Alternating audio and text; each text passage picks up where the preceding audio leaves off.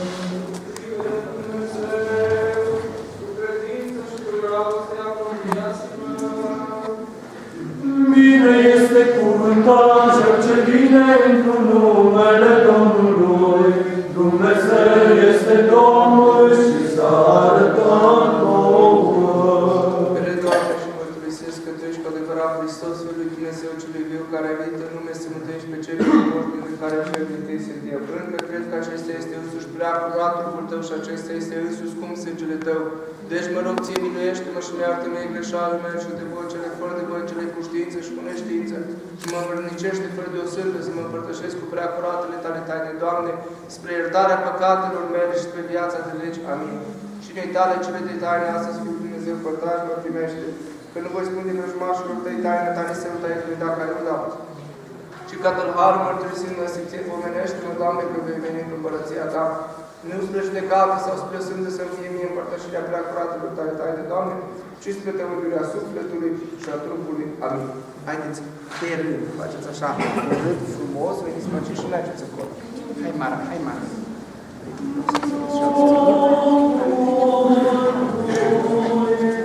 Spuneți numele cum vă cheamă, bine? Vreți să faceți, nu?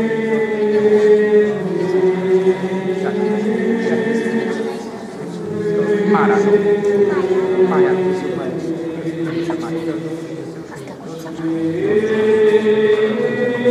Eliza.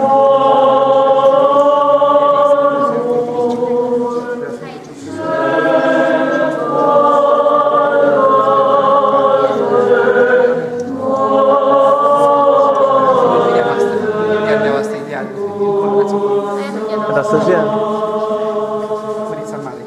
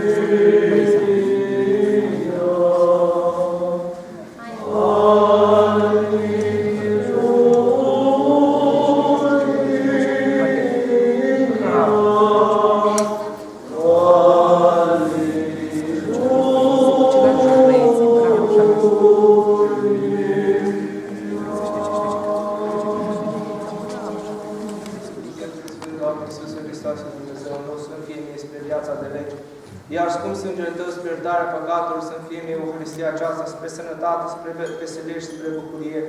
Iar la înfricoșătoare și dau venirea Ta, învrednicește-mă să stau de dreapta slavei Tale pentru rugăciune prea curate, mai cetare și ale tuturor Sfinților Tăi. Amin.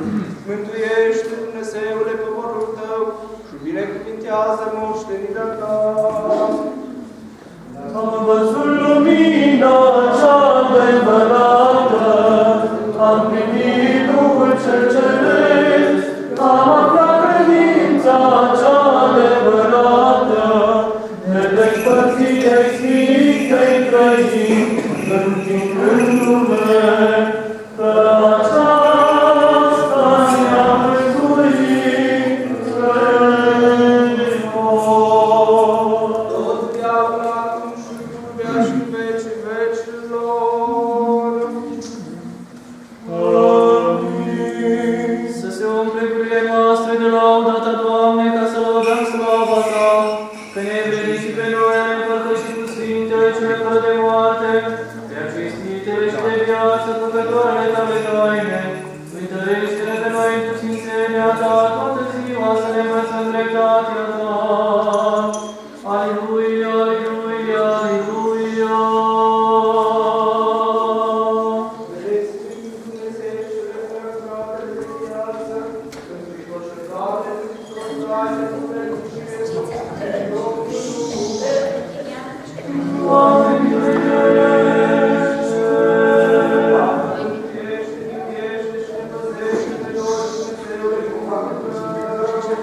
Amin.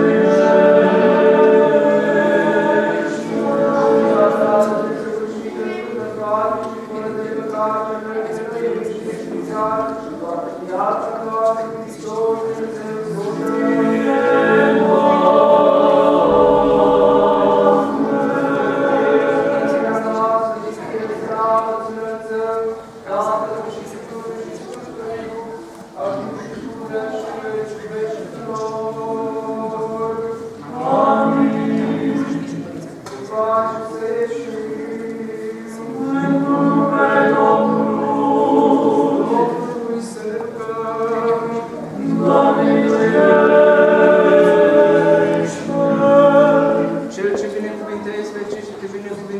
Doamne, și sfințești pe cei ce nădăjduiesc întru Tine, mântuiește poporul Tău și binecuvintează moștenirea Ta.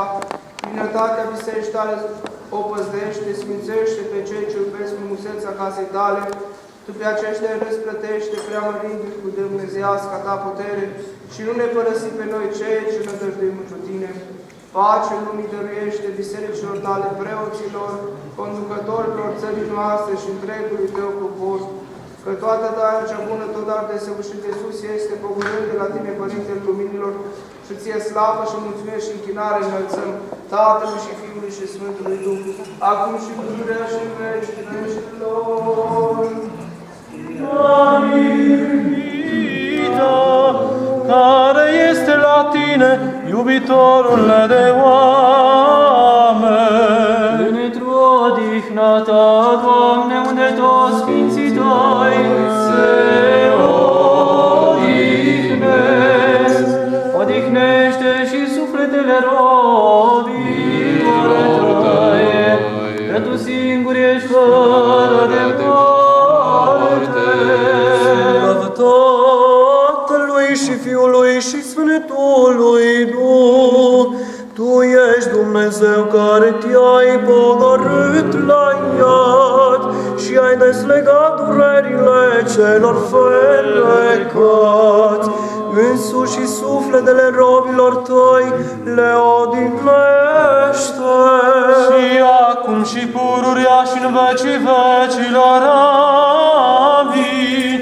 Una curată și prea nevinovată Fecioară, care ai născut pe Dumnezeu mai presus de fire, pe acela roagă-L să mântuiască sufletele robilor Săi. Miluiește-ne pre noi, Dumnezeule, cu mare mina Ta, rugăm-ne, Ți auzi-ne și ne miluiește. Doamne, miluiește! Doamne, miluiește! Doamne, miluiește! Încă ne rugăm pentru odihna sufletul adormiților, robului Dumnezeu, pururea pomeniții ctitori, ocenitori și binefăcători, ai spun locatul acesta adormiți în Domnul, pentru toți cei care au fost prigoniți în închisori, în toate timpurile și în toate locurile, pentru robii lui Dumnezeu, Bartolomeu, Metropolitul Teofil, Arhiepiscopul Nicolae, Episcopul, Arsenie Romonahul, Teofil, Arhimandritul, Sin Arhimandritul, Ghelastul, Monahul, Preot, Mihai, Alexandru Ioan, Preoteasa, Aurelia, Maria, Pavel, Marian, Pavel, Sara, Ioanise, Maria, Ioan, Maria,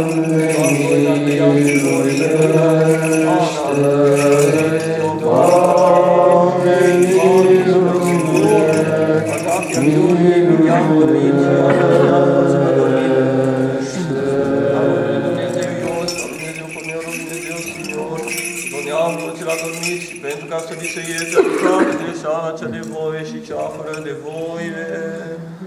Doamne, miluiește! Doamne, miluiește! Doamne,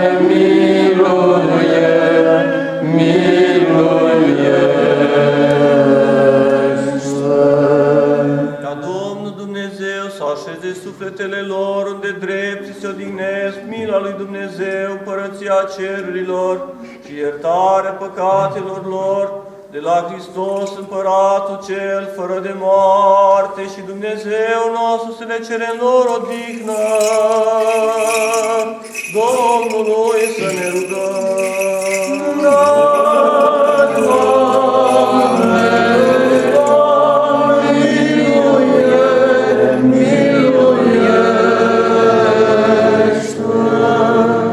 Dumnezeul duhurilor și a tot trupul care ai călcat moartea și pe diavol ai surpat și ai dăruit viața dumitale însuți, Doamne, odihnește.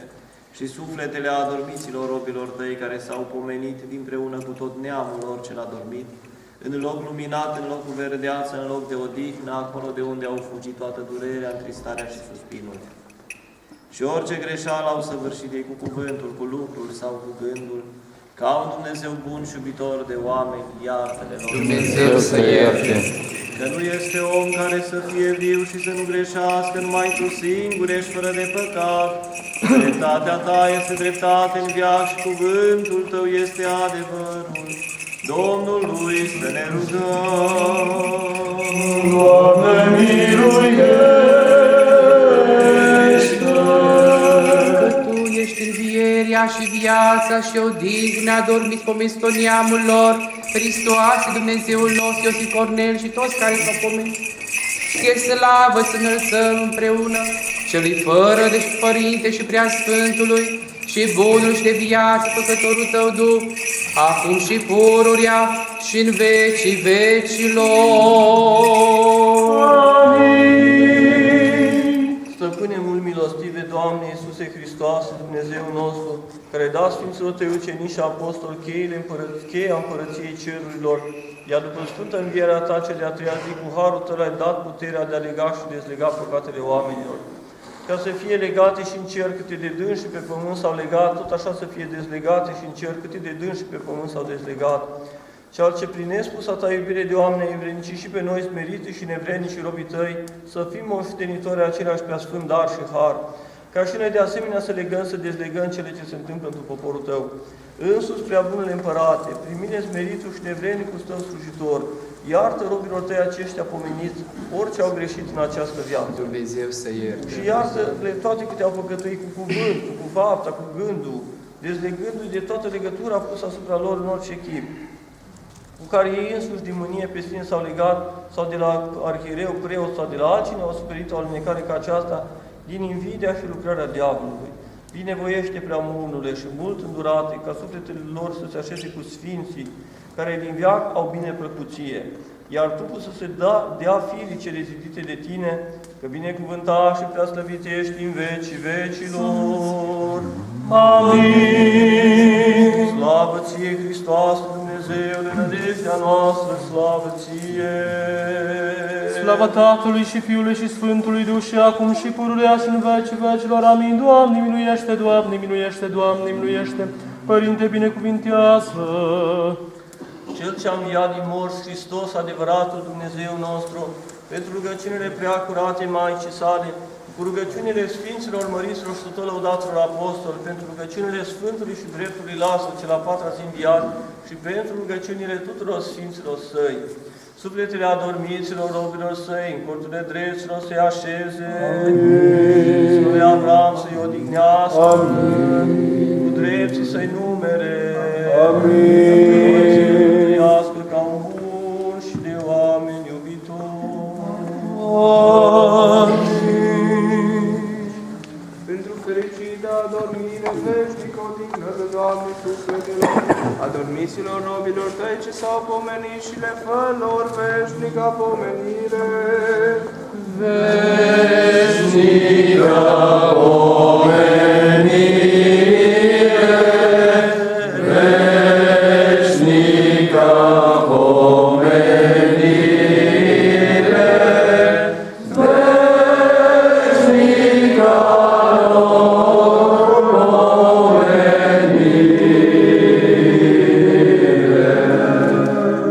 Pomenirea lor din neam în neam. veșnică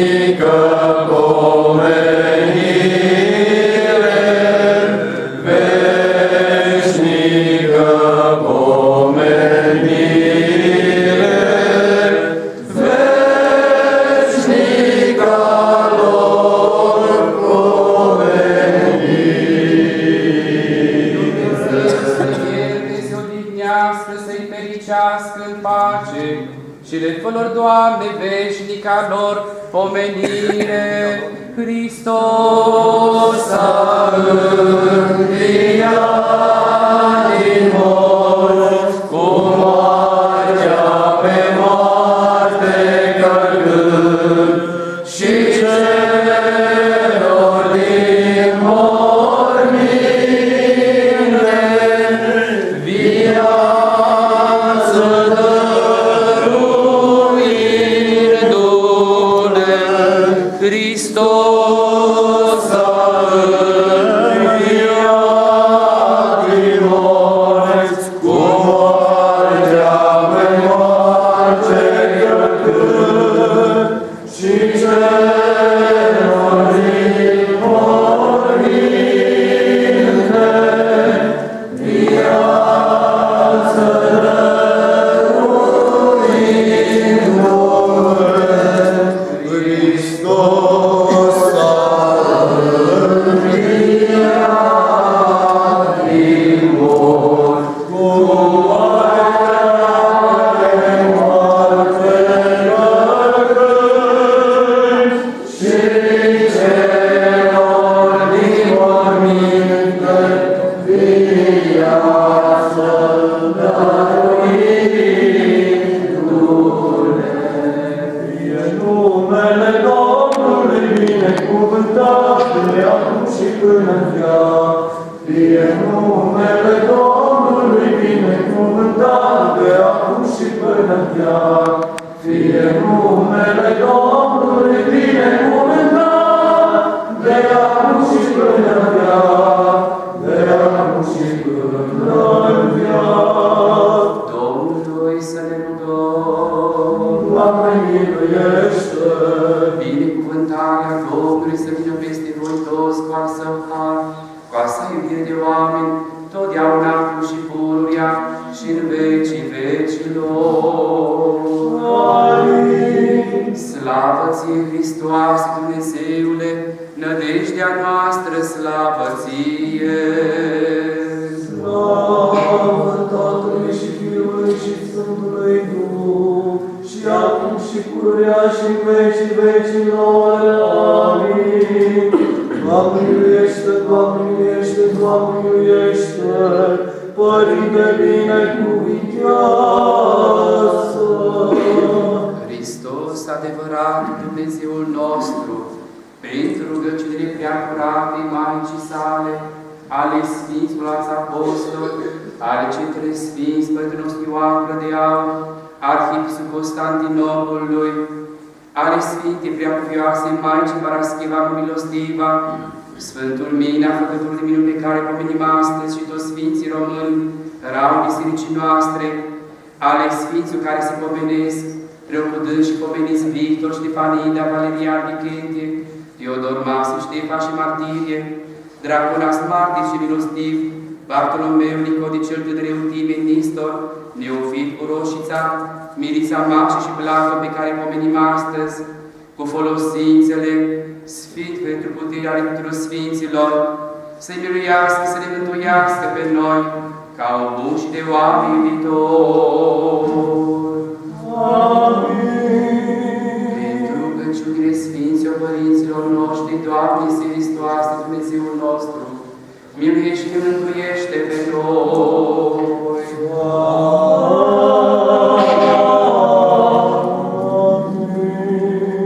În numele Tatălui și al Fiului și al Sfântului Duh. Amin. Aceasta este ziua pe care a făcut-o Domnul, să ne bucurăm, să ne veselim întrânsa. Preacuvioase Părinte Andrei, Preacucenice Părinte Protopop, Preacucenice Părinte împreună slujitor și iubiții noștri fii sufletești. Sfântul Mina este cunoscut în evlavia poporului nostru ca Sfântul Ocrotitor al celor nedreptățiți și păgubiți. Mare este puterea tuturor Sfinților și fiecare Sfânt în parte își are lucrarea lui. De aceea credincioșii noștri îl au în suflet și în evlavia lor, în viața de zi cu zi, pe Sfântul Mina, cel care este un mijlocitor și rugător și mare făcător de minuni. Sfântul Mina rămâne apropiat de sufletele tuturor românilor și mai ales a celor care îl strigă în ajutor la momente de nevoie sau neputință. Este pe bună dreptate, după spusele unui părinte contemporan cu noi, este Sfântul care face și imposibilul posibil. De aceea, frățiile voastre, a venit astăzi să aduceți rugăciunea și recunoștința dumneavoastră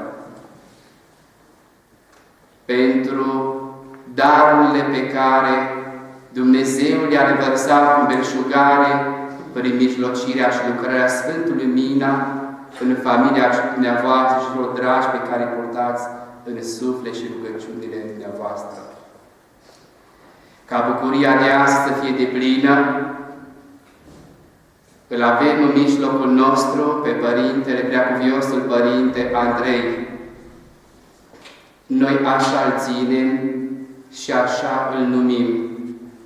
Și fără o intenție de a supăra pe cineva, starețul de la Nicula, care a fost și care rămâne pentru noi alături de vrednicul Părinte Nicolae, dar pentru noi gherlenii este același stareț și același Părinte iubitor. Ne bucură prezența Preacuvioșii sale în mijlocul nostru astăzi, care a venit să ne vorbească despre bucuria de a suferi pentru Hristos. Bucuria suferinței.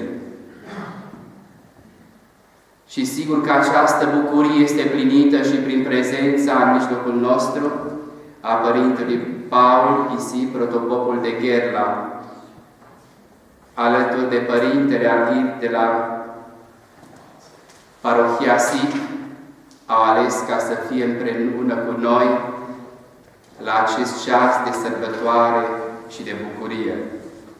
Le mulțumim pentru dragoste și jertfelnicie și rugăm pe Sfântul Mina ca să le întărească puterea, harul și darul, pentru că vremurile noastre avem nevoie să dăm mărturia cea bună în lumea în care trăim.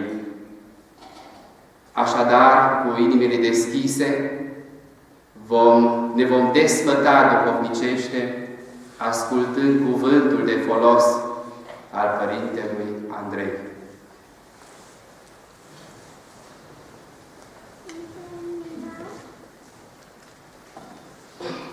În numele Tatălui și al Fiului și al Sfântului Duh. Amin.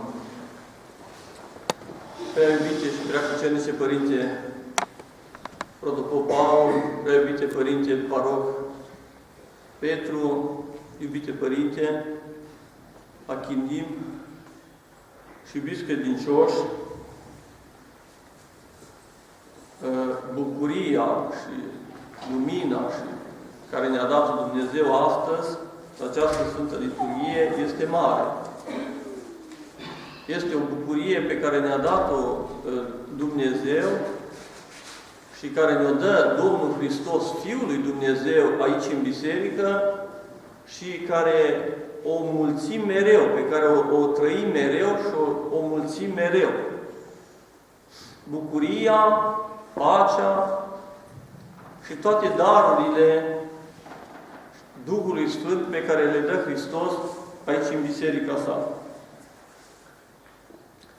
Îmi vinea un gând înainte de liturghie care poate părea straniu sau cel puțin nu în clasica gândirii bisericești sau a gândirii de până acum. De ce e esențial în biserică? Ce căutăm noi în biserică? Și care e lucrul esențial pe care îl căutăm în biserică? De ce nu mergem și în altă parte? Și mergem și în alte parte și în alte părți. Și mi-am zis, în biserică, imediat mi-am răspuns, în biserică se învață și se trăiesc lucrurile esențiale. Lucrurile esențiale folositoare de mântuire. În lumea aceasta care tot Dumnezeu a lăsat-o, poți să te desăvârșești în cunoaștere, în știință. Poți să ajungi să ai un doctorat în fizică, în chimie, în istorie, în arheologie și toate sunt ramuri de cunoaștere. Și sunt lăsate de Dumnezeu. Aici, în biserică, este un alt tip de cunoaștere. Și mi-a pus un gând. Dacă l-aș vedea pe Domnul Hristos îndrumător de doctorate, ce secții ar avea? Care sunt doctoratele care le dă Hristos în biserică? Și mi-am zis, primul doctorat și primii care a zice că e cea mai importantă secție de doctorat la școala lui Hristos, îndrumător de doctorate în biserică, ar fi curajoși. Curajul este cea mai importantă virtute creștină. Este fundamentală, esențială. Curajoșii, pe cei curajoși și Dumnezeu îi cinstește. Ei oarecumva și pe Dumnezeu îl supun. Și Dumnezeu îi se supune cu drag. Părintele Nicolae Steinhardt era evreu și zice foarte frumos și dânsul lucrul acesta, dar eu am observat niște lucruri mai multe decât eu zis dânsul în Sfânta Scriptură, privind cu atenție. Anume că aceasta e virtutea esențială în credință, curajul. Dânsul zicea despre Sfântul Arhidiacon Ștefan, întâiul mucenic. Zicea, pentru curajul lui, îndrăzneala lui, care l-a mărturisit pe Hristos și a murit ucis cu pietre și a zis, Doamne, iartă-le, că nu știu ce fac, a văzut cerurile deschise, a văzut pe Tatăl și pe Hristos stând de-a dreapta Tatălui. Și Părintele observă, ca un literat, scriitor, că Hristos înscrie în Faptele Sfântilor Apostoli, sta de-a dreapta Tatălui. Ori, în general, se spune că șade de-a dreapta Tatălui, adică se așează, stă așezat. Dar aici s-a ridicat în picioare. Adică s-a ridicat și atunci Părintele zice, fără îndoială Hristos s-a ridicat în picioare să-L cinstească pe martirul său. Pe întâi s-a ridicat ca un general să-și cinstească viteazul lui ofițer sau soldat. Și cum spunea uneori pe câmpurile de luptă, Napoleon a luat cea mai importantă medalie a lui și a pus-o pe pieptul soldatului curajos. Și pornind de la această idee a Părintelui Nicolae, am observat că toată Sfânta Scriptură și toată istoria credinței e dusă de această linie de foc a curajului. Aceasta e virtutea esențială. Avram, strămoșul credinței, cel dintâi credincios, era curajos din calea afară. Un curaj nebun. Să crezi în Dumnezeu când nu crede nimeni. Nimeni nu credea în lume în Dumnezeu atunci. Nimeni, aproape 100 de ani. A trăit până la 140 de ani. Singur credea și să o ții de nebun. Să faci pe nebunul și numai tu să crezi. Și să-ți lași casă, să-ți lași masă, să-ți lași tată, să-ți lași patrie. Și să mergi în locul unde spune Dumnezeu. Și mergi acolo. Face pe nebunul. Și ascultă numai de Dumnezeu. Un curaj nebun. Și mai mult, că naște copil la 100 de ani, și aici un curaj nebun să crezi că poți să naști copil la 100 de ani, dar naște. Și după aceea, când are copilul 5-6 ani, Dumnezeu îi zice, acum adu-l jertfă, taie-l, jertfește-l, taie-l și arde-l, jertfă pentru mine. Și Avram face așa. Și s-a convins Dumnezeu că Avram e 100% după voia lui. Dar vine Iacob, că îs fiii lui Avram, izraeliții, dar sunt numiți izraeliți. De ce s-a numit Iacob Israel? Iacob e parcă și mai deosebit. El zice că să luptă o noapte întreagă cu Dumnezeu, fecior. Mergea să lucre 14 ani, să lucre să-și dobândească 2 femei. Cum se cumpără așa cum a femeile în Orient. Și mergând noaptea, îi apare Dumnezeu, chipul unui înger. Și să luptă toată noaptea și îl biruie pe Dumnezeu, îl pune jos. Îl pune și ce tu nu te vei mai numi Iacob, pentru că tu te-ai luptat cu Dumnezeu și l-ai biruit. o noapte întreagă de luptă, corp la corp. Și te vei numi Israel pentru că te-ai biruit pe Dumnezeu. Și să știți un lucru, Dumnezeu aceasta vrea, să îl biruim pe El, prin curajul nostru, prin trăirea noastră. El se bucură să fie așa ca și un tată, să zic, care ar fi campion mondial la lupte greco-romane, dar un băiat care deja un fecior, care e la junior și care acum candidează să fie el. Și tatăl se bucură când fiul ar birui în sufletul lui, că mai mult îl iubește pe fiul decât pe sine. Așa se bucură, să știți, și Dumnezeu. Se bucură de biruința noastră. Cred că acesta ar fi cel mai important. Sigur că multe s-ar mai putea zice. Al doilea ar fi, cred că, doctoratul în smerenie, care dă Hristos. Smerenia e mântuitoare. Nu vă mai dau exemple aici, căutați-le. Al treilea doctorat ar fi în răbdare. Și în răbdare spune, în răbdarea voastră vă veți mântui sufletele voastre. Cine are răbdare până la sfârșit, se va mântui. Și răbdare, ați auzit de răbdarea lui Iov, spline viețile Sfinților, de răbdare. Ar mai fi, a zice eu, dacă nu reușesc să fii la aceste prime 3 secții, curaj, smerenie, răbdare, să intri la un doctorat, măcar la rugăciune. Doctor în rugăciune. Să ajungi la rugăciunea neîncetată. Până ea, tot acolo ajungi, poate la 4-a, 5-a secție, care e la fel de importantă, poate ca și prima, sub un alt aspect, doctor în iubire dumnezeiască. Să îți dobândești doctoratul în dragoste dumnezeiască. Și căutați exemple. Sfântul Pavel e primul care are aceste primele 3 doctorate amintite, ba și al 4-lea și la rugăciune. Avea vreo 5 doctorate, cel puțin Sfântul Pavel, luate la Domnul Hristos, dacă nu 7. Și apoi ar fi celelalte. Dar mai sunt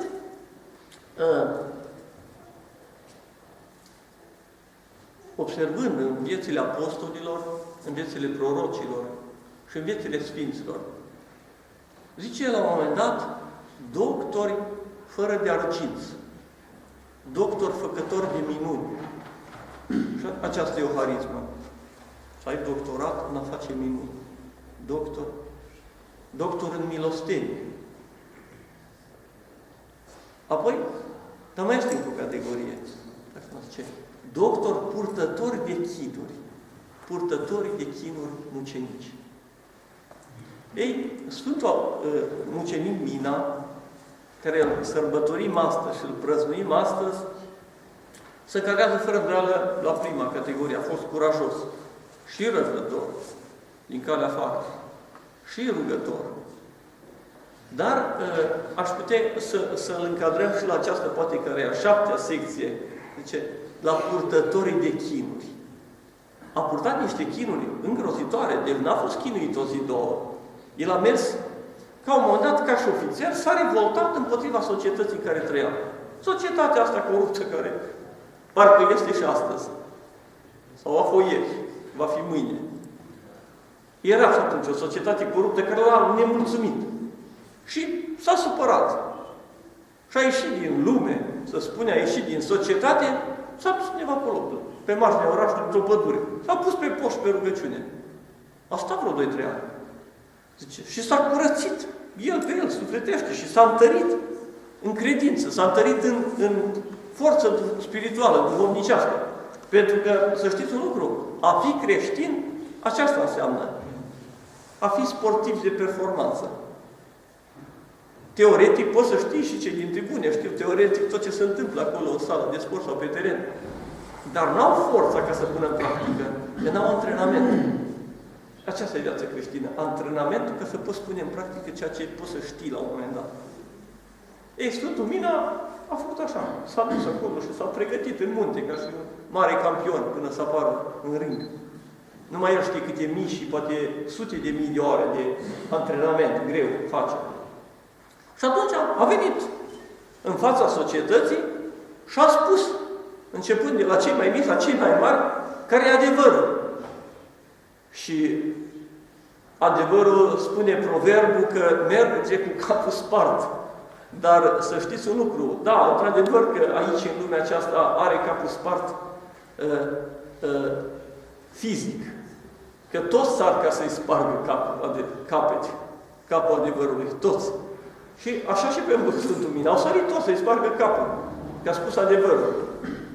Și în momentul când a spus adevărul, de la cei mai mari la cei au început să-l persecute. Cei mai mici l-au denunțat, cei mai mari l-au arestat, cei mai mari au dat ordin să-l persecute.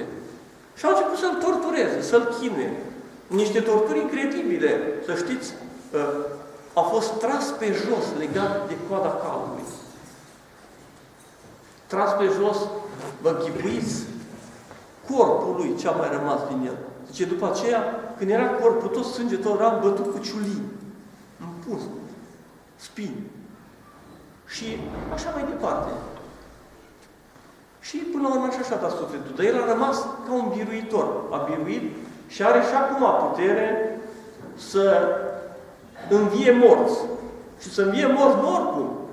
Cred că mai mult decât a reușit Domnul, că l-a înviat pe Lazar mort de 4 zile, Sfântul Mina a făcut o minune mai mare decât Domnul. Că așa vrea Domnul, ca Sfinții să facă minuni mai mari decât El. Sfântul Mina l-a înviat pe unul care era tăiat bucăți. Care nu era între corpuri, era tăiat bucăți. Și l-a înviat. Pus într-un sac și a scurs undeva de un grup de criminali. Și i-a și depistat pe criminali, i-a denunțat, i-a și pedepsit. Și l-a înviat, l-a pus corpul, ca și în laborator la medicină, bucată lângă bucată, și l-a înviat. E o minune, cred că chiar mai mare decât învierii lui Lazar din morți. Și asta e Sfântul Mina, marele făcător de minuni.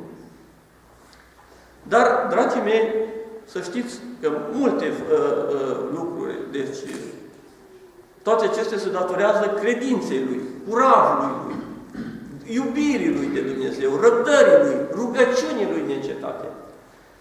Și pentru aceasta a primit și darul acesta de a fi purtător de chinuri.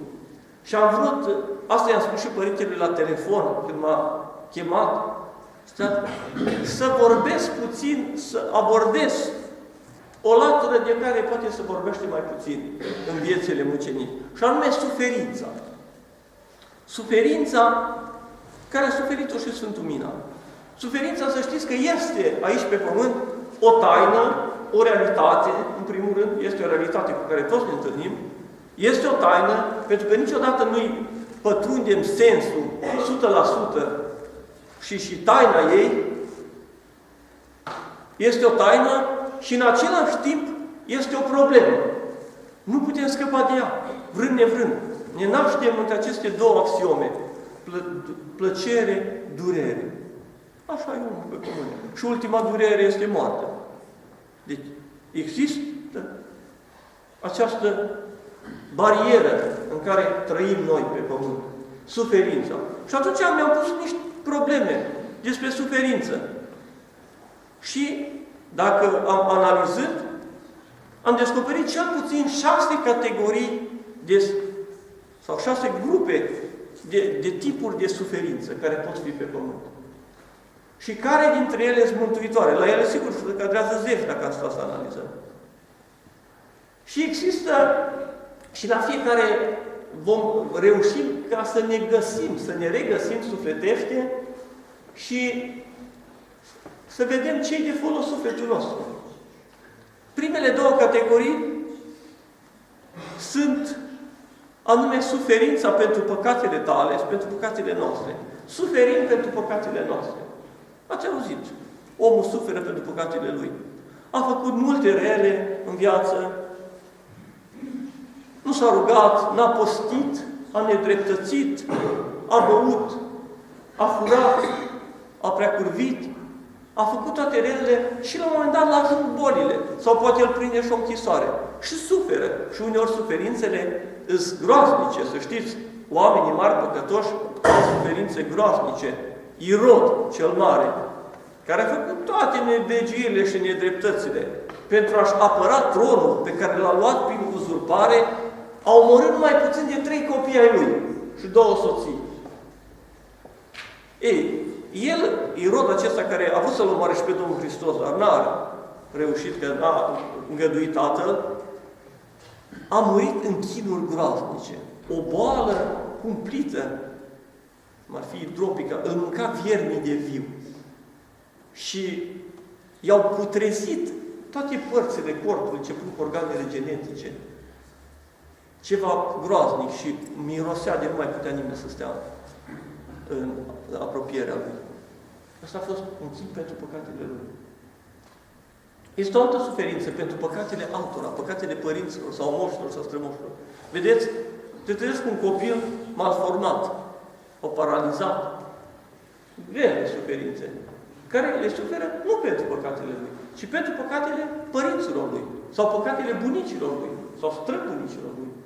Știți că acel caz celebru, povestit mult în Mântuirea păcătoșilor, cartea Sfântului Cuviosului Agapie Criteanu și Părintele Cleopa relua mereu cuvântările dânsului, despre acel monah din Sfântul Munte Athos, care a zăcut câțiva ani de zile pe pat cu o boală atât de grea că de-abia îl întorcea de pe o parte pe alta. Și el își punea mereu semne de întrebare, dar de ce suferă atâta totuși?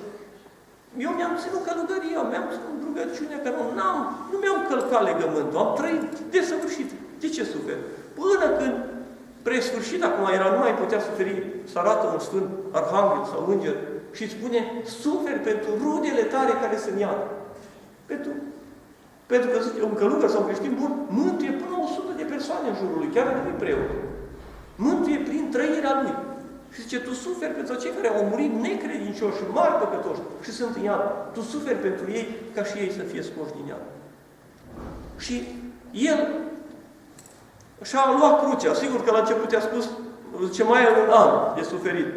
Sau, dacă alegi, mergi 3 ceasuri în iad. Și zice, mergi 3 ceasuri în iad, că e mai puțin decât un an. Și când a stat o oră în iad, sigur că suferințele de acolo i s-a părut că au fost 500 de ani. Și a venit pe pământ să desuferi sute mii de ani aici pe pământ, numai să mai merg în iad. Și a fost o descoperire mântuitoare prin ea. Dar a făcut această suferință. Există apoi o altă suferință. O altă categorie de suferință. Suferința pentru virtute. Pentru dreptatea ta, pentru credința ta. Pentru că tu vrei să fii credincios, vrei să fii bun, vrei să fii curat, vrei să fii drept, vrei să fii sfânt. Și vrei să-ți păstrezi demnitatea credinței tale. Pentru aceasta suferi. Acesta e exemplul lui Iov. Iov era cel mai drept om de pe pământ pe vremea lui. Și a suferit, s-a încercat sfințenia lui într-un mod de neînchipuit. Și aici se cuprind două categorii. Suferința pentru sfințenia ta și suferința pentru sfințenia aproapelui tău. Iov a suferit și pentru sfințenia aproapelui său, copiilor săi. Citiți cu atenție cartea lui Iov. El ajunsese să nu mai păcătuiască nici cu gândul. Era cel mai bogat om din lume, cel mai înstărit.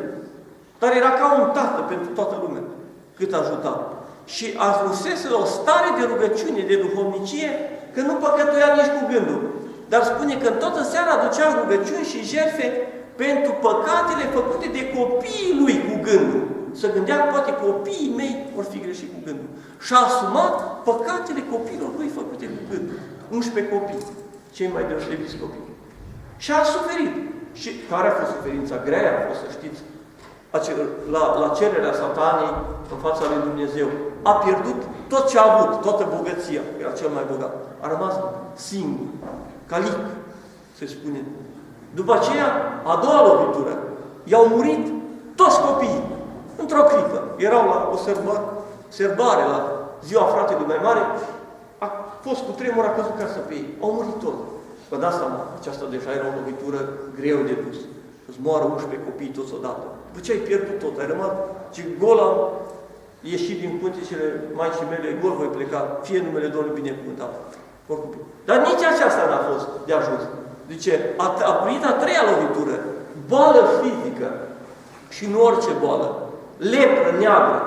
14 ani cu lepră neagră, mânca viermi de viu. Și a răbdat și aceasta, stătea pe gunoi, că era singur local. Casă nu mai avea, nimic nu mai avea, copiii nu mai avea. Și a răbdat lucrul acesta.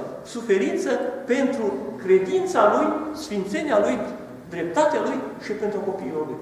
Și a ajuns vestit, a rămas în istoria lumii și istoria sfințeniei lumii, în istoria bisericii. Dumnezeu i-a dat alți 11 copii, alți ani, că nu era raiul deschis ca să-l ducă în rai după suferință. Și a dat dublu bogăție. Așa a fost. Și apoi, să știți un lucru. Mai există un tip de suferință, și anume suferința pentru mântuirea altora. Suferință pentru mântuirea altora, o categorie. Ei, acestea sunt niște lucruri deosebite. Cam acestea se găsesc la Sfinți. Să suferi de dragul mântuirii altora.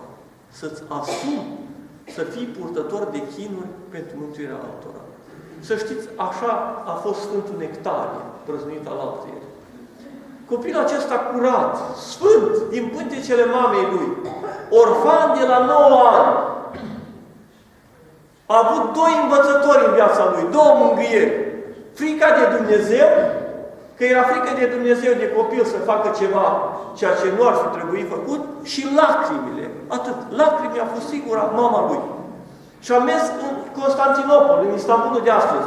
Un copil de 9 ani singur să se întrețină, cu Dumnezeu și cu lacrimile. Și acolo, în Constantinopol, prin cumințenia lui și munca lui, i-a uimit pe toți. Și l-au îndrăgit și l-au pus la școală. El zicea, atâta vreau, să fiu sfânt, să fac școală și să slujesc oamenii. 3 dorințe avea.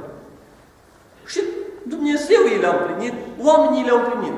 Își păstra sfințenia că îi uimea pe toți. Când s-a angajat la un patron, la un magazin, îl uimea cu conștiința lui acest copil și muncile grele care le făcea. Și hai să-l dau la școală. Dar să vedeți cum i-a trimis copilul la o scrisoare lui Dumnezeu. Că plângi ceasuri întregi. Când vezi cu câtă simplitate și nevinovăție acest copil care n-a avut mamă decât lacrimile și tată pe Dumnezeu. Și el, știți pe câte a trecut după aceea, a ajuns, a făcut și facultate până la urmă la Atena, a ajuns preot. Și un preot care a fost cel mai sfânt din secolul 20 și episcop, cel mai sfânt, a fost cel mai persecutat. Și l-au persecutat numai cei care îl cunoșteau foarte profund, cei de aproape. Toți confrații lui, acesta e cel mai greu lucru să-l suport. Când te omoară pe gândul, îți dau cu piatră în cap, e o bucurie. Dar când te persecută frații tăi, e foarte dureros. Foarte dureros. Și a trăit lucrul acesta. A fost persecutat, exilat, a sfârșit acolo în insula Eghina. Dar ce a fost? Cel mai mare sfânt din secolul 20. Și el nu s-a supărat, ci suferă pentru mântuirea oamenilor. Este cel mai milostiv sfânt din lumea noastră, din secolul 20. Milioane de oameni merg acolo și să vindecă. Și nici trupul lui n-a vrut să fie întreg. A zis, nu, trupul meu să fie împărțit în milioane de părticele, ca să aibă toți o mângâiere și o binecuvântare. Vedeți, Doamne, ce dragoste! Cum a putut să transfigureze suferința, chinul, torturile la care a fost supus și exilările și părăsirile și să le transformă în cea mai mare dragoste și mângâiere și comuniune. Ei l-au exilat, dar el vine către toți. N-a iubit, că putea să zică, nu lasă. Eu aleg puznicie atunci, că și ca un puznic a trăit. Dar nu ca un puznic desăvârșit care se întoarce cu iubire către oameni. Și este poate un exemplu foarte frumos, poate dintre cele mai frumoase din viețile Sfinților. A fost prăznuit nu de mult, de vreo 2 săptămâni și jumătate. Sfântul Cuviosul Părintele nostru Avramie, care e prăznuit împreună cu nepoata sa Maria. Să vedeți ce a făcut acest Sfânt. A trăit într-o peșteră 70 de ani. Până la 90 de ani a ajuns la mari, în alte trepte de sfințenie. Nepoata aceasta s-a făcut și ea călugăriță, la un moment dat a plecat de acolo, că s-a îndrăgostit un dregător de ea și n-a stat nici căsătorit, a ajuns prostituată. Și el face o jertfă incredibilă la 90 de ani și o scoate din casă de prostituție. Merge sub tipul unui ofițer și ea când se apropie de el, el mirosea a smira Sfinte Moaște. Ea i-au dispărut toate duhurile care îl îndemnau la păcat, care îl îndeamnă la păcat și nu știa ce se întâmplă. Și atunci el a scuturat-o și a spus, ce faci aici? Maria, zice, tu nu mă recunoști. Și a dat jos masca de ofițer și a arătat cine era. Și atunci ea plângând s-a întors ea și a murit pe drum, pocăite s-a mântuit. Ei, Patriarhul Alexandriei de atunci, auzit de credința lui, de virtutea lui, i-a dat o sarcină foarte importantă, foarte frumoasă. L-a trimis misionar într-o cetate care era secolul IV și nu era creștinată. Nu vrea să primească credința. Erau niște oameni foarte reci, foarte împietiți la inimă, foarte sadici și care respingeau orice idee de credință creștină. Și atunci l-a trimis pe cuviosul părintele nostru Avram. Și a mers acolo și a început să le predice. Hristos e Dumnezeul vostru. Hristos e Cel care v-a făcut pe voi. Hristos e Cel care vă dă pâinea de toate zilele, aerul pe care îl respirați și soarele sub care stați luminați. Hristos vă ține pământul sub picioare. Hristos vă dă sufletul și trupul vostru. Hristos vă dă toate. Și ei îl luau și îl băteau cu pietre și l aruncau peste zidurile cetății. Și a făcut așa nu odată, de 2 ori, de 10 de ori. L-aruncau, zăcea câte o săptămână cu oasele rupte. Și el vine înapoi cu aceeași dragoste. Pentru dragostea lor. Și la un moment dat, Dumnezeu, după câteva luni, le-a muiat suflete și au zis, ce Dumnezeu are călugărul ăsta? Ce Dumnezeu poate avea că noi îi rupem oasele, îl distrugem și îl alungăm și el când își revine, iar vine la noi cu aceeași dragoste. Și s-au schimbat toți. Toată această cetate s-a convertit, s-a tot la credință. L-au ales și episcopa lor. Dar el n-a acceptat lucrul acesta. Și a vrut ca să meargă înapoi la peștera lui să-i răstreacă. Dar rămâne, să știți, peste veacuri, pentru noi, rămâne un exemplu de dragoste pentru mântuirea altora. Știți? Vedeți? Care reușim noi, din dragoste pentru mântuirea altora, să suportăm asemenea lucruri, asemenea chinuri. Sfântul Mare Mucenic Mina a suportat pentru credința lui și pentru curajul de a mărturisi adevărul. Așa a fost atunci în confruntarea cu puterea lumii acestea. Dar după ce trece dincolo, ajunge la categoria aceasta de sfânt, la care a fost Sfântul Avram. Și acum mai mustră, da? De regulă se lasă pentru înfricoșătoarea judecată. Acum el face bine. Cu toată puterea lui care a avut-o și darul lui, ajută la mântuirea oamenilor. Și el ajută, vedeți, Sfântul Mina, într-un mod foarte dulce, foarte smerit, foarte plăcut. Ajută în lucruri care uneori parcă nu au legătură cu credința. Ți-ai pierdut un ceas, ți-ai pierdut ceva. Dacă te rogi, la Sfântul Mina, imediat îl găsești. Dar orice lucru, vă mărturisesc, că nu mă rog, nu mă rugați la Sfântul Mina. Uneori știi că mi-am de zile și nu mă rog. Dar dacă uiți ceva, uiți telefonul, în secunda care mă rog, 2 secunde mă rog. Deci atâta de grabnic să vină, sau multe întâmplări. Prima dată când am spus asta, era, cred că vreo 15-16 ani ar fi, eram la mănăstire, la Nicula. Noi aveam acolo, într-o vară, o mânză foarte frumoasă. Vă amintiți prin anii 95-96. De o frumusețe, ar avea vreo 3 ani neprinsă în ham.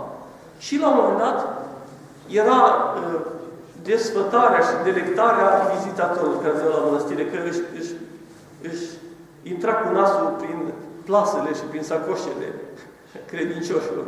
Atât era de prietenoasă. Și a pus ochii pe ea, s-a auzit despre ea un vestit host de cai de aici din zonă, lângă Bobâlnă, care era căutat de poliție de 4 ani. A venit o seară la mănăstire, eu l-am căzat. Părinte Bisarion, că intrase stare, sunt 95. Și i-am dus buletinul la stăreție. I-a spus, vrea să stea o noapte să roage. Un bărbat așa la vreo 45 de ani, într-adevăr aveam impresia că nu am filme atâți așa oameni. o privire, o stăpânire de sine, ca așa cum se văd cu filmele, cu spioni, cu așa, cu ceva, că avea ceva cu totul special acesta. Și a intrat acolo și l-am cazat, la buletinul, noaptea a fost la slujbă, până la 10-11, și după aceea a dispărut în timpul nopții. A dispărut și a dus mânza. Nu eu a legat, nu știu cum, că nu era învățată. Și a dispărut cu ea. Am anunțat dimineața poliția, părintele, a anunțat poliția, a venit poliția când ne-a arătat buletinul, zice, de 4 ani îl căutăm. Nu putem da, e un extraordinar, zice acest hoț. Și ce să facem noi atunci? Atunci ne părea sentimental, foarte rău pe această mână. Toți regretam această mână. Și cred că cu Părintele Gavril de la Fântâniane, încă vreo 7-8 așa frați eram noi pe acolo, am pus și am făcut acatistul Sfântului Mina. Vă spun, când am făcut acatistul Sfântului Mina, dimineața am pământ la poarta mănăstirii. Mi-a spus oamenii de că a adus-o cineva, nu știu cine, pe el încă 2 ani nu l-a prins poliția. Dimineața pământ. Și de acolo am experimentat acest lucru. Orice rugăciune la Sfântul Mina Sfântește.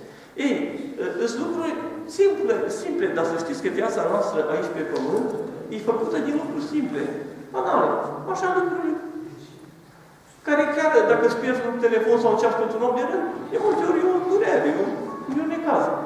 Sfântul Mina îți rezolvă lucrurile acestea. Ei, să știți că prin acest lucru Sfântul Mina, de fapt, rezolvă credința oamenilor. Care dă credința, că aceasta îți dă credință. Că nu a fost importată până la urmă mânză, nu mai știu ce s-a întâmplat cu ea, tot așa. Dar aceasta o creat în sufletele multora dintre noi credința și experiența că Sfântul Mina, într-adevăr, ajută. Cum te rogi, într-o secundă următoare, este la post. Te ajută, ca un ofițer. Extraordinar. Și mărturisesc lucrul acesta. Și iată, vedeți, cât putem învăța de la Sfântul Mina. Ne învață să suferim. Ne-a învățat să ne rugăm. Primul rând, s-a retras să se roage. Să spună adevărul, dar n-a spus adevărul, că de multe ori, să știți în lumea aceasta, poți cădea să spui adevărul, așa cum spunem noi în presă, sau să spunem, dar nu se schimbă nimic. Că nu reușești să faci nimic. Că n-ai forța de a schimba ceva. Și să intri într-o polemică care nu se mai termină niciodată. Nu aceasta e soluția.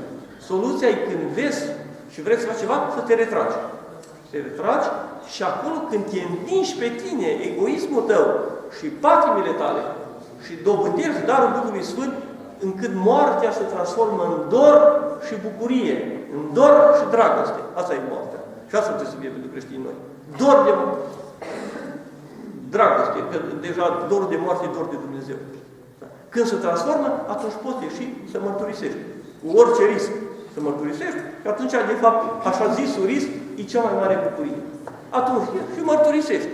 E, și când iese la această mărturisire, dacă Dumnezeu îngăduie că sunt, atunci îi se întâmplă și aceste chinuri, aceste dureri, torturi, pe care când ai Harul lui Hristos în tine, ți le dorești, să știți un lucru. Am văzut și noi în mănăstire, când ai dorul acesta și de a muri, întotdeauna când ești în stare bună sufletească, ai dorul acesta de suferire. Ce Sfântul Siluan, deci aveam har ca la mucenici. Îmi doream să sufer, să mă taie bucățele. Și n-am decât să merg undeva într-o țară în care să taie creștinii, să suport torturi. Aceasta e dorința de creștini și de călugări. Și acest lucru l-a arătat Sfântul Mina de plin, a ajuns mucenic și după aceea, iată, grabnic ajutător. Ne-a arătat ce înseamnă suferința și pentru alții și acum e grabnic ajutător. Dragii mei, v-am spus poate câteva lucruri mai mult idei. Așa este. Niciodată nu putem să aici într-o cuvânt sau în biserică să spunem o lecție desăvârșită. Ci orice lecție deschide perspectivele altor lecții și alte lucruri de învățat. Dar cred că fiind deschiși la aceste lecții care ne le dă Hristos, de fapt, lecția curajului, lecția iubirii, lecția rugăciunii, lecția smereniei, lecția răbdării, De fapt, prin aceasta ne deschidem fără să vrem, fără să ne dăm seama, poate, întru totul, ne deschidem față de Dumnezeu cel infinit. Dumnezeu care e cel infinit vrea o relație de comuniune, de dragoste cu noi infinită. Asta vrea El. Și de aceea ne pune lecțiile acestea, prin virtuțile acestea, prin harurile Duhului Sfânt, cum ar fi numite. Sunt niște mijloace care aprind dragostea între noi și El. Acesta e scopul. El i-a prins de dragoste față de noi, Dumnezeu, dar să ne aprindem și noi de dragoste față de El. Și atunci toate aceste lucruri se luminează și înfloresc. Înflorește și dragostea, și răbdarea, și curajul, și merenia, și rugăciunea, și lumina. Toate înfloresc. Înfloresc tot mai mult și, de fapt, atunci înflorește și Dumnezeu. Dumnezeu înflorește și în cer, în fața noastră, dar Dumnezeu înflorește și în noi. Lucrul acesta, să știți, este foarte important și noi trebuie să-L creștem pe Dumnezeu în noi. Să-L creștem până să-L facem puternic de săvârșit. Că Domnul Hristos să-L ajungește noi la botez, zice. E ca un prunc ce trebuie să ia Hristos chipul în voi, zice Sfântul Pavel. Că și mai examinez eu un prunc. Și să crească până la bărbatul de săvârșit care să dă răstignit, jertfit pe cruce pentru mântuirea ta. Pentru mântuirea ta. Noastră tuturor. Dar fiecare în parte. Și tu trebuie să reușești să-L crești pe Hristos în tine, împreună cu sufletul tău, până e capabil să se jertfească. Că jertfa noastră n-are valoare mântuitoare, nu se poate fi valoare mântuitoare dacă nu se jertfește și Hristos împreună cu noi. Părinte Stăniloae zice undeva în dogmatica sa că Hristos se înjosește în chenoză, spune teologic, într-o noapte infinită, adică o chenoză infinită în viața fiecărui om. Se zmerește ca și cum El ar retrăi viața fiecărui om. Și zice și Părinte Galeriu în teza dânsului de doctorat, jertfă și răscumpărare, sub o altă formă. Deci, acesta e de Hristos, El retrăiește tot ce e în noi. Și noi avem cam 1% poate părtășie acolo.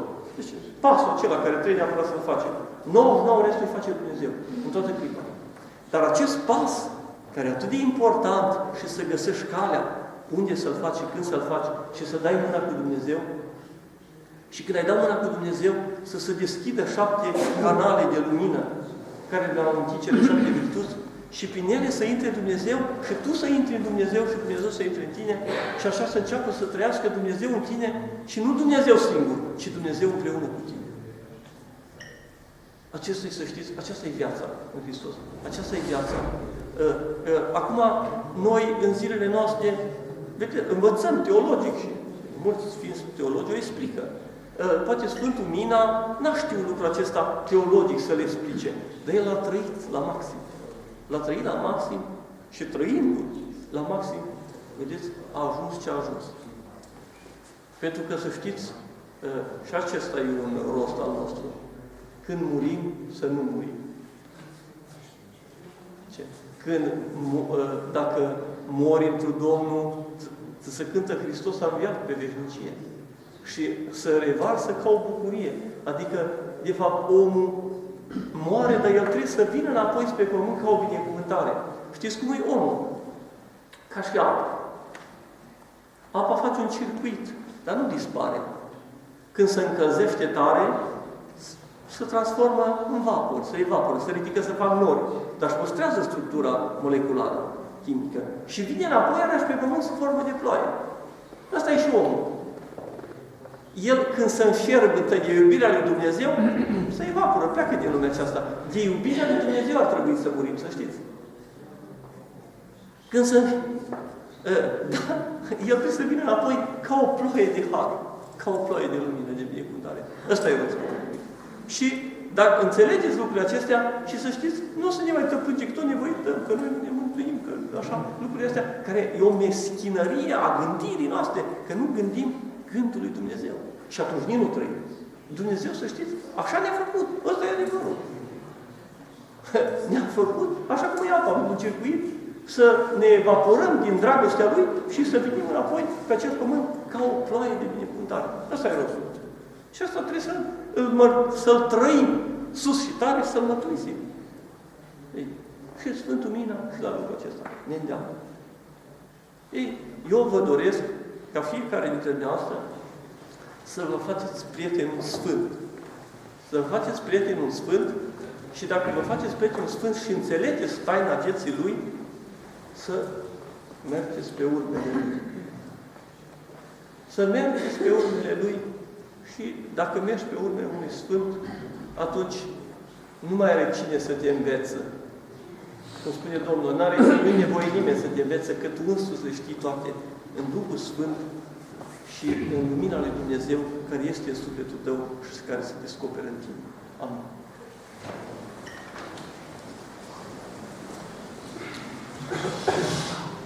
Iubiți credincioși, în încheiere, pentru că ziua de astăzi este o zi de bucurie, îi avem și în mijlocul nostru pe elevii, tinerii din școlile Ghirlele, dar în mod special pe cei de la școala gimnazială numărul 1, care au participat la un concurs Sfinții Prieteni lui Dumnezeu și ai copiilor. Pe de o parte, vrem să aducem aproape pe sfinți de copiii noștri, pentru că, vedeți, sunt aceste sărbători împrumutate din afară, care nu ne fac cinste nouă creștinilor. Și atunci, sigur că trebuie să căutăm, să dăm mâna și cei care luminează mintea și cei care nobilează sufletul, ca să avem asigurat viitorul de mâine, creștini adevărați, fii ai bisericii. Ne bucură faptul că îl avem în mijlocul nostru, alături de Părintele Andrei și de Părintele Protopop, pe care rugăm să înmâneze aceste premii elevilor din fiecare clasă. Au fost selectați cei mai buni și care se implică, pe de altă parte, și în viața comunității, viața parohială. Tot cu această ocazie primim pe elevii din fiecare școală care s-au implicat în campania Oameni pentru Oameni. Cine pe sărmani ajută, pe Dumnezeu împrumută. În fiecare școală au fost amenajate puncte pentru ajutoarele adunate pentru sinistrații din Galați. Așadar, la sora Elena avem acolo, doamna Preoteasă, sunt acolo așezate diplomele și rugăm pe rând să vină să-și ridice premiile.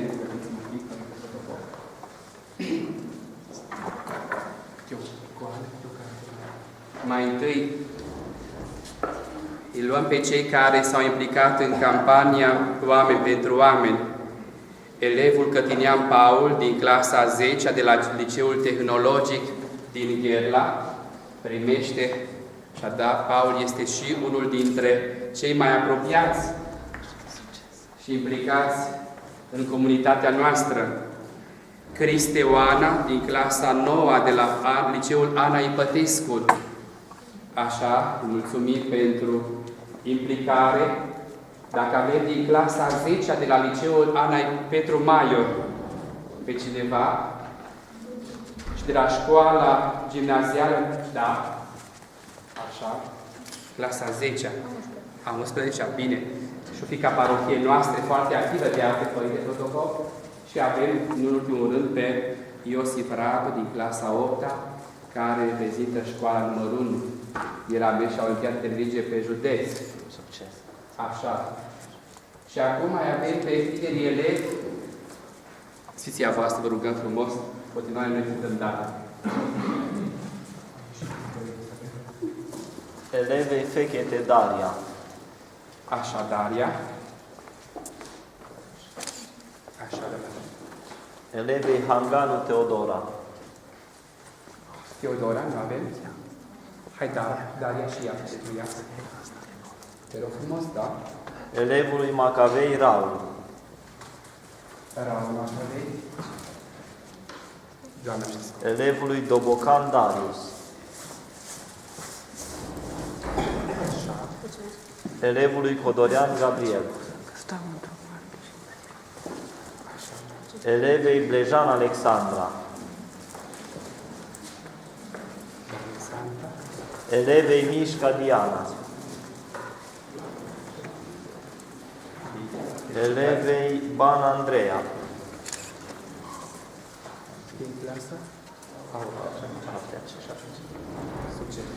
elevei Oltean Georgiana, a 8-a,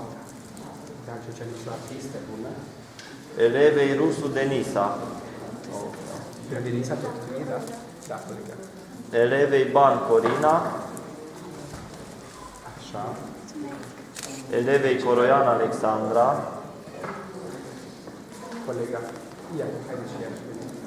și elevei Butur Diana Maria. Un gând, Părinte, în încheiere, un gând de la Părintele nostru, Paul, protopopul de Gheră. Mi-e și frică să vorbesc după Părintele Andrei, dar o să fiu foarte scurt. Părintele zicea, pomenindu-l pe Sfântul Mina, că este ocrotitorul celor păgubiți și nu de puține ori noi preoții îi îndemnăm pe credincioșii noștri atunci când au vreo pagubă materială, de cele mai multe ori, să se roage Sfântului Mina pentru ajutor. Dar care este paguba noastră cea mai mare? Sufletul, pentru că nu purtăm grijă de suflet așa cum ar trebui. Și cei care participați la vecerni, auziți acolo cuvintele acestea, fericit bărbatul care nu a șezut pe scaunul hulitorilor și în calea păcătoșilor nu a stat. Noi de multe ori zicem că suntem păcătoși, că așa e lumea și că așa este mersul acestei lumi, dar suntem păcătoși pentru că ne lăsăm sufletul păgubit de ceea ce Dumnezeu ne poate oferi, de bogăția pe care Dumnezeu ne-a dat-o nouă și pe care doar trebuie să o punem în lucrare. De aceea să vă bucurați că ați participat în această zi la Sfânta Liturghie și atunci când vă rugați Sfântului Mina, să vă rugați ca nu cumva, din nepurtarea noastră de grijă, din nevegherea noastră, ca nu cumva sufletul nostru să fie păgubit. Mulțumesc Părintelui pentru invitație, îi mulțumim Părintelui Andrei pentru împreuna slujire. Bunul Dumnezeu să vă ajute în tot ceea ce v-ați propus să faceți. Iar tinerilor îi îndemn să fie cât mai aproape de parohii, să-și facă bine datoria la școală și seara înainte să se pună în pat, să nu uite niciodată să-și spună rugăciunile. Amin. Părinte Protopop, cu ocazia aceasta vă rugăm să-i mânăm Părintelui Andrei cu nădejdea că revine mai des în mijlocul nostru și acest dar pe care vă rog din partea noastră a parohiei, tot cu speranța că le mai tragem din când în când și în partea noastră a celor care îl purtăm în suflet și îl avem la rugăciunile noastre. Sunt aproape 10 cărți și îi le dăm Părintelui pentru că știm că el citește. E important să dai daruri folositoare celor ce știu să folosească. Mulțumim, dar și cărți și icoane. Vă spun drept că am multe, cred că am vreo 2000 și citesc.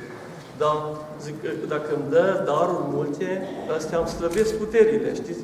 Dacă slăbesc puterile, umblu mai puțin și atunci poate să mă prindă mai ușor. Deci cu darurile astea te îngreuiază, știi? Te îngreunează și slăbesc puterile așa. Citind, Părintele își va aminti și de noi, să revină în mijlocul nostru. Și Părinte Protopop, nu puteți trece cu vederea pe doamna directoare din școală, din parohia noastră, căreia vă rugăm să-i mânați acest dar de suflet, o icoană Maicii Domnului. Și este aici aproape.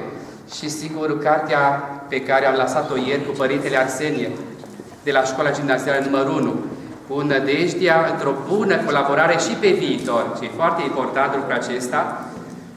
Și totuși un dar de suflet și pentru părinți împreună slujitori astăzi cu noi și cu toții să ne cântăm să trăiască într-un mulți aleși și binecuvântați ani. La mulți ani cu sănătate să vă dea Domnul tot ce doriți, iubiți să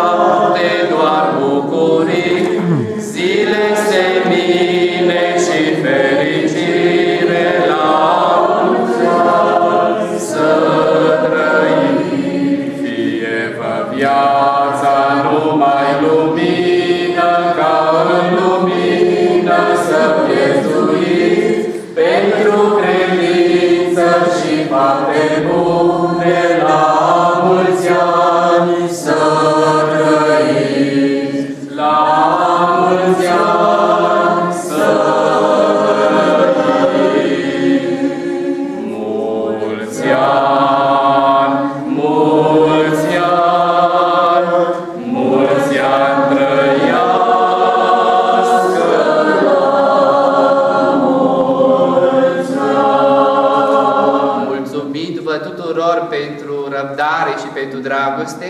Vă anunțăm că de seară, la ora 5, avem slujba vecernii și în continuare taina Sfântului Maslu. Va fi în mijlocul nostru noul preot de la parohia Cutca, pe care veți avea ocazia să-l cunoașteți.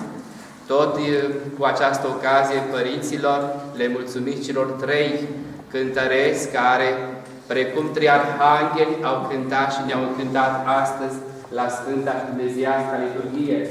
Și sora Elena, fără să ne dea seama printr-un dar, ne-am dat seama că la urmă pentru cine era? Pentru cântărețul nostru care astăzi împlinește un an de când slujește în parohia noastră. Sper în continuare să-și facă datoria din plin, cu toată râvna și cu toată dragostea. Se binecuvântați și de la părinți. Și tuturor să trăiți într-un mult și binecuvântați ani. Vă mulțumim pentru dragă și Părintele Andrei să vă miruiască. Pe aceea mergem la masă, cu Agapa. Părinte Andrei, vă rugăm frumos, faceți bucuria până la capăt. Așa. Și miruitorul acesta. Haideți frumos. Și scoatem și Sfintele Moașe spre închinare, pe care le ținem aici în partea mea.